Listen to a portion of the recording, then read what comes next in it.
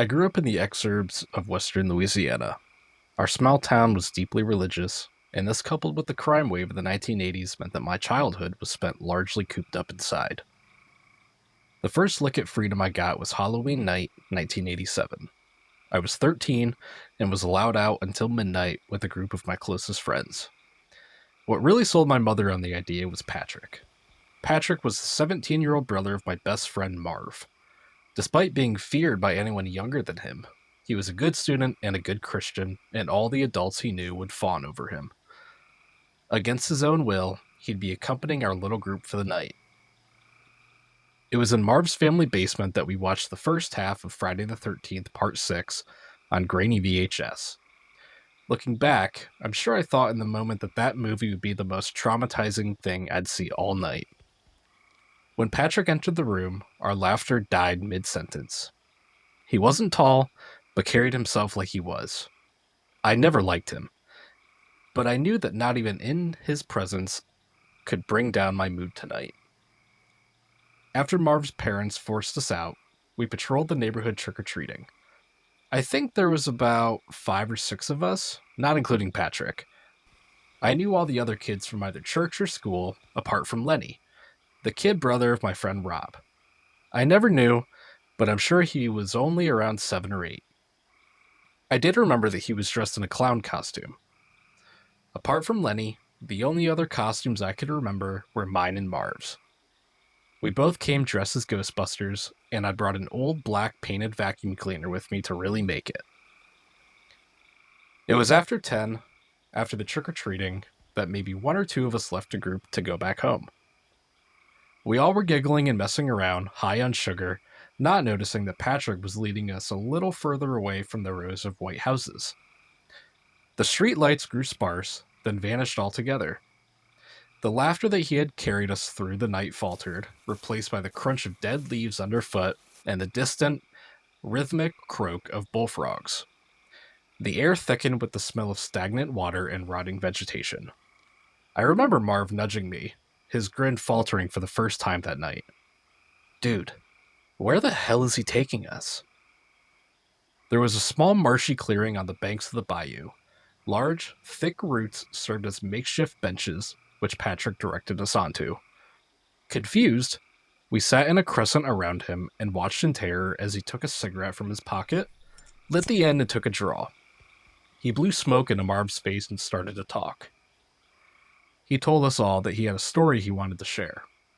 A local legend that every kid in town should be aware of. We listened intently as he began telling us about Leatherskin. The story will always stick with me, and I will now try to repeat it as accurately as I can. I might miss out on some details. It has been 38 years after all. But this will be the truest account of the original myth on the internet, as far as I know anyway. Leatherskin was born sometime in the late 40s or early 50s. Deformed, coarse brown callus grew all over his body like spreading mycelium. His pus-colored eyes were nothing but tiny pinpricks, and the full set of teeth he was born with were too sharp to be best breastfed. His father, the town's pastor, was terrified that his child was a satanic aberration, punishment for the sins of his youth. Despite his ailing wife's pleas, the pastor took his newborn to a corner of the swamp and left him in a patch of moss to die. By this point, Patrick had already piqued my interest. At 13, I had already heard the name whispered before. I heard it from a kid in the playground when I was much younger. In the context that he was going to get me, it was a small part of the local lore that I honestly knew nothing about. I didn't even know that Leatherskin was supposed to look like. On that Halloween night, I was ecstatic at the idea of finally getting to know. Unbeknownst to the pastor, he left his unwanted infant crying within earshot of a dilapidated shotgun house. The wooden shaking that was slowly sinking into the bayou was inhabited by an aged and dementia-ridden woman. She wandered from her home and followed the cries to that little patch of moss. When she found the baby, she took him in her arms and cradled him to silence. That night, she brought him back with her and raised him as her own. For years, she fed and clothed him, cared for, and nurtured him, and did her best to keep him from harm's way. The senile old woman was barely able to speak herself, and, with no other human contact, Leatherskin grew up without a proficiency in any language. His diet consisted of raw seabird and other hapless swamp creatures, until he reached puberty. By 13, Leatherskin was already almost 7 feet tall and had just begun to sneak out of his mother's home and into the small town on the other side of the overgrowth. He'd stalk through the backyards at night and kidnap family pets under the cover of darkness. This became his new routine, but as Leatherskin grew, so did his hunger. Sometime in the mid 1960s, a small girl wandered out into the swamp chasing a monarch butterfly. She was never seen again. From this point onwards, all sympathy had drained from Leatherskin's story. After his first feed on children's flesh, he could not go back. Kids began disappearing at a rate far higher than the national average. After the discovery of some semblance of human remains, the townsfolk would propound that these poor children were falling victim to alligator attacks. Hunts began soon after, and although many reptiles were killed, Leatherskin remained out of sight. The parents, however, stopped letting their children play outside, and especially not near the bayou. Leatherskin was forced to venture further into the small village and even broke into houses from time to time. It was after one of the Callaway girls disappeared from the edge of the schoolyard that people stopped saying gators and started to nail their windows shut instead. By this time, he had begun to spend much of his time in the water, clambering from root to root in the murky shallows. Anyone who did encounter him might have mistaken Leatherskin for a floating log or even a crocodilian. Few would have realized how close to death they'd come. Some hunters might have even seen the rundown cabin Leatherskin called home. It rustled half-sunken where the marshland met the slow-running waters of the bayou. It was built by the father of Leatherskin's elderly adoptive mother somewhere in the 1870s or 80s, I'd reckon. Back then, where it stood was dry land perched on a small riverbank. With more attraction, it could have developed into a township, taking the place of the one I called home from a mile onwards. Shortly after the end of segregation, and immediately after Governor Wallace's loss in the 1968 presidential election, racial tensions in the state of Louisiana were at a fever pitch. Following more sightings and even a blurry photograph of Leatherskin, the highly fantasized story the local newspaper ran with were a Creole cannibal living deep within the swamp. A racist mob was whipped up, and in one warm July night, they descended into the quagmire, accompanied by the sheriff's men. By foot and by boat, the crowd came across Leatherskin's decaying house. Raiding it, they found only the senile octogenarian who'd raised the young demon. She was alive, but unresponsive, as she had been so the past 2 years. In that time, she'd been kept alive, fed, and bathed by her de jure offspring. The gang of men soon realized she wasn't the sole occupant of the house, however, as the wooden frames weren't the only things rotting away. Led into the cramped upstairs by stench alone, they found piles of small bodies, most picked down to the bone. In the ensuing interrogation, the old woman sadly died. This was the beginning of the account from the sole survivor of that night's events, once he regained speech after a few days. He told the reporters encamped around the hospital bed shortly after. The door was ripped from its hinges. A blur entered the shack and tore the groups of men apart, shrugging off gunfire like a metal drum as he did. The lone survivor, a teenage clerk from Rubio's Hardware, had only done so by leaping out of a brittle, mildew-frosted window. Leaving the screams behind, he ran, coated in blood, through the maze of vines. In a panic, he twisted his ankle and crawled onto a mossy clearing lit by the moonlight. Eventually, he was found by one of the police boats used in the search, piloted by a bewildered deputy and taken back into town. When a second search party came across the old cabin, they found what was left of the group of men. They were gored to pieces, strewn everywhere. The townsfolk burned the house, and as it went up into flames, its ancient foundations finally gave way, and it slid into the murky water. No one knew what happened to Leatherskin, but to this day, Our little town still has one of the highest disappearance rates in the contiguous United States. Some say Leatherskin is still alive and well, thriving in the swamp, still feeding on children. At least, this was the story told to us by Patrick. Once Patrick finished his yarn, he looked around at the group of kids in front of him, gagging our belief or a lack of thereof. To my side, little Lenny was quivering in his clown costume, his eyes darting around the mangroves. I was conflicted on its validity, but I can remember that with the passion the story was told, I felt inclined to believe him.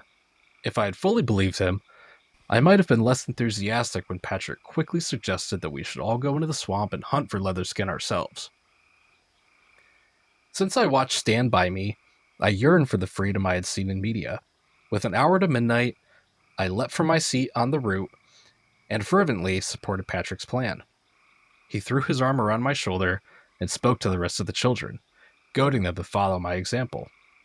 I started to wish that I kept my mouth shut, because 5 minutes later, our little posse was trudging through the swamp. One or two decided not to come with us, instead, following the trail back the way we came in into town. A few of us had flashlights, given to us by our overprotective parents.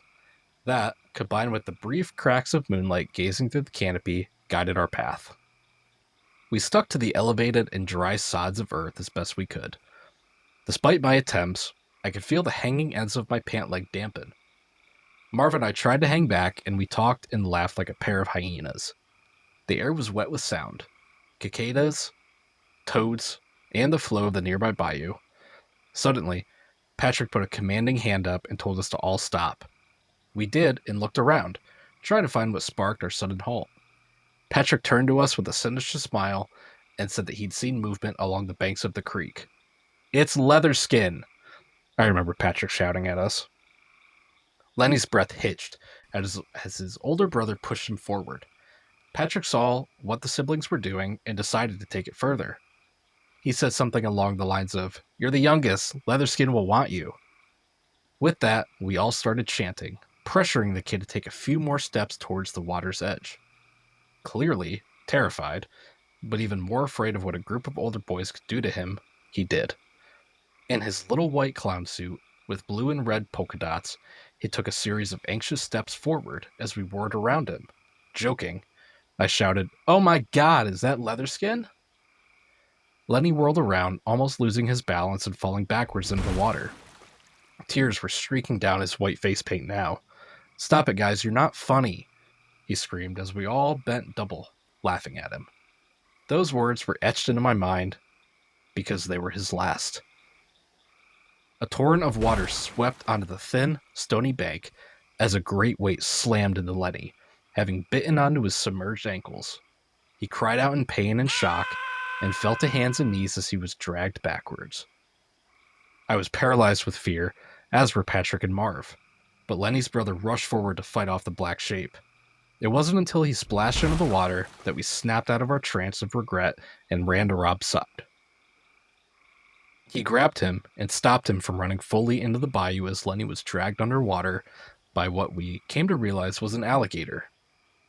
We all stood, soaking and staring at the carnage before us. The beast had begun to death roll, and Lenny's screams came in cycles as he repeatedly breached and was then dragged under the water. Those same screams still rattle away in my nightmares, whenever my mind dares to dream. His dying breath was carried as a bubble to the black water's surface. Within a minute, maybe less, the white froth brought up by the thrashing had dissipated. Our collective gaze followed by the disturbance in the water as it slowly moved away, off towards the tangle of mangroves. Rob fell to his knees by my side and sobbed gently into his hands. I heard Patrick gulp and turned to watch him wordlessly walk away from us, back in the direction of the trail. Marv and I had helped Rob to his unsteady feet and followed Patrick. As soon as we caught up to him, he whipped around and furiously warned us not to tell a soul what had happened tonight. I was inclined to follow his advice, as was Marv, but we both knew Rob couldn't. Patrick sighed and took Rob by his forearm and led him away from us. I looked at Marv confused, but he just shrugged. A small while later, the two returned. Rob was crying with even more devastation now. and Patrick just sniffed indifferently. When I returned home that night, just 15 minutes past midnight, my mother immediately knew something was wrong. Despite her persistence, I explained to her that I was blackout tired, and as it was over 3 hours past my bedtime, she let me go to sleep as soon as I came through the door. I cried for most of the night, and stayed awake long enough to hear sirens wailing from us, I assumed Rob's house. In the morning, my mother came into my room and quietly sat on my bed. She told me in a soft and distant voice that Lenny, the little brother of my friend Rob, had been reported missing. She then asked me if I knew anything about it. I told her in a shaky voice that I didn't, and my reply was followed by a few minutes of silence. My mother then leaned in and hugged me. I started to cry into her shoulder, and after some point she pulled away, gave me a shallow smile, and left my room. They never found Lenny, of course, nor did they find his remains. I didn't see Rob much after that night, but I often heard from my parents that Lenny's mother and father had shattered. I'd stayed friends with Marv until I moved to Baton Rouge at 19. I rarely visited my hometown, but recently, my mother passed away. I haven't spoke to her in years, let alone seen her in prison.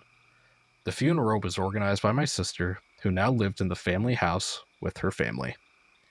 I stayed with her for a week or two during the mourning period and got to know my nieces and nephews properly for the first time. A few days ago, I was browsing around a local shop, one I worked at in the summer of 1990. It hadn't changed much, and I realized the new owner was an old school friend of mine. I walked down the aisle 3 when I bumped into him. I almost didn't recognize him at first, but he recognized me. It was Rob. Guilt still clung to him like kudzu. I could tell in his gray eyes and broken smile. His hands trembled as he restocked a shelf of canned goods, his wedding ring loose on his thinning fingers. He somehow seemed smaller than he was when we were 13. We talked and vowed to talk more again one day, then said our goodbyes. I'm still not sure how much detail he told his parents of what happened that night, or if he's ever made peace with his own conscience. This post is my own admission. I'm not sure if the stories of Leatherskin are true. However, I did tell them to my young nieces and nephews in the hope that they'll never venture into the swamp. Alligators infest these waters, and I'm certain it was one of those beasts that killed Lenny that night. I mean, what else could it be?